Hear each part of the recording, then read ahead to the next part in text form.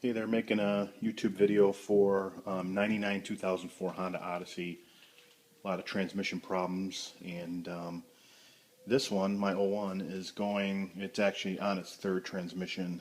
First one failed at 72,000. Second one failed. The first one was replaced by Honda, and they took a little bit off, but it was still $2,500 for the second one to be replaced, which gave me a new 3-year, 36,000 mile warranty. And the second one went out at 38,000. So not very good with transmissions with these vehicles. Anything on YouTube with a transmission cooler, I've never seen anything with a 2001 to 2004. I've seen a gentleman on there had either a 2008 or 2010, and he installed a Honda factory transmission cooler, had to remove the whole front bumper. But looking at this car,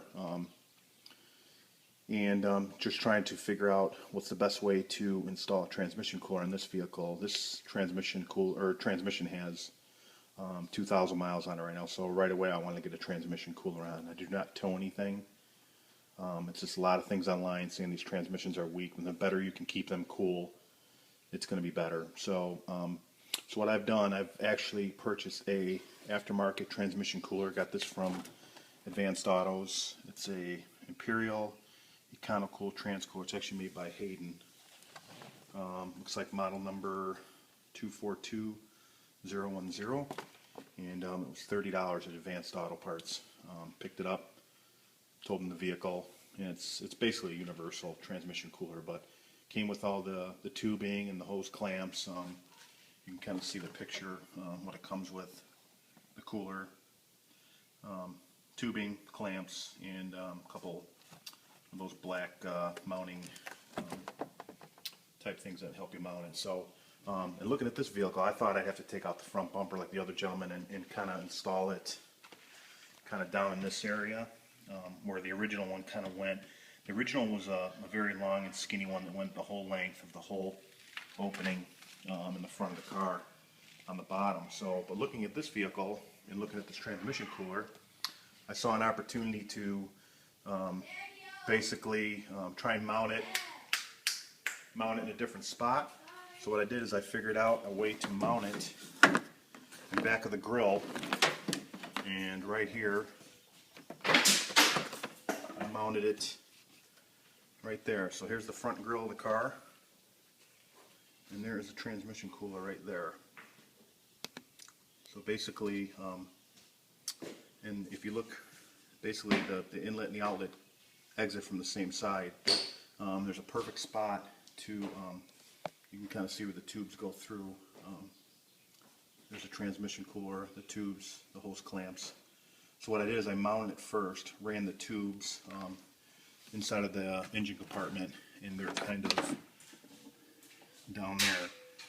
So, so then went ahead and basically mounted that first, came back, jacked the car up. There's a little plastic front deflector in the front that you have to I kind of peeled mine back. I removed some of the tabs and peeled it back so I can get to it. It's wide open down there to be able to get to those, both those connections. So what you're doing is you're going from the transmission line is going to the radiator, the normal transcooler that comes with the car, into the radiator.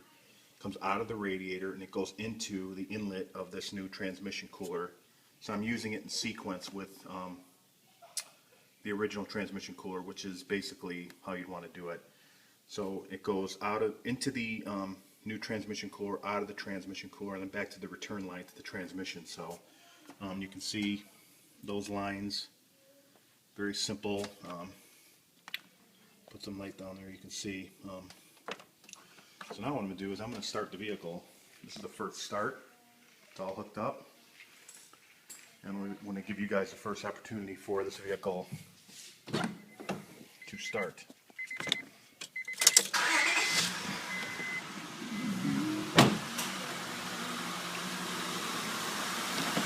So, vehicle is running.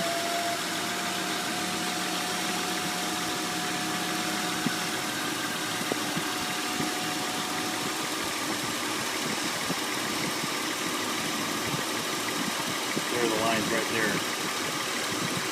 And so far so good. And if this were to leak, it would probably leak right away. So yeah, just using standard hose clamps. 4 of them came with the kit, and run smooth, no leaks. Probably have to add a little transmission fluid in order to to compensate for the transmission fluid that's extra that's going into this transmission fluid that I installed. So, but looks good, very easy. Don't have to move the front bumper.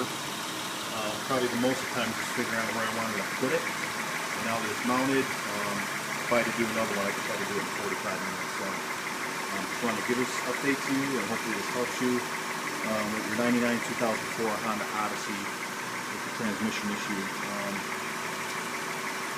Appreciate it. Have a great day. God bless you.